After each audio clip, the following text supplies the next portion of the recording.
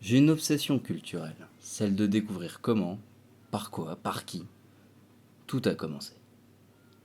Cela m'a pris du temps pour comprendre la simplicité de la chose et pourtant, toujours, la réponse est la même. Au commencement, il y eut la rencontre. Vous voyez cette photo? Bon, comme ça, elle a pas grand chose de particulier. Un groupe adolescent jouant du skiffle vers le milieu des années 50 comme il y en avait alors beaucoup. Maintenant, à y regarder d'un peu plus près, on peut reconnaître le jeune homme au centre de la photo. Eh oui, c'est John Lennon. Il joue ici avec son premier groupe, les Quarrymen. Bon, déjà, c'est chouette à voir. Mais le meilleur est invisible à l'image. Quelque part dans cette foule, par ici ou par là, peut-être même dans la direction du regard de John, se trouve James McCartney, que tout le monde nomme de son deuxième prénom, Paul McCartney.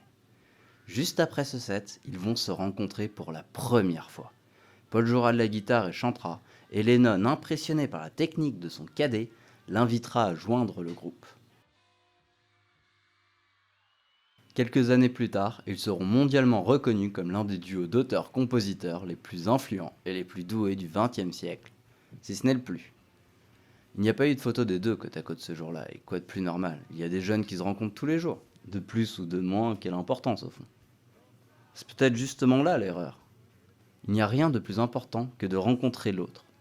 L'ingrédient essentiel à la révolution, qu'elle soit mondiale ou personnelle, commence par l'approbation d'un tiers, par une amicale proposition de rejoindre un groupe. Eh, d'ailleurs, tu veux rejoindre ma chaîne ?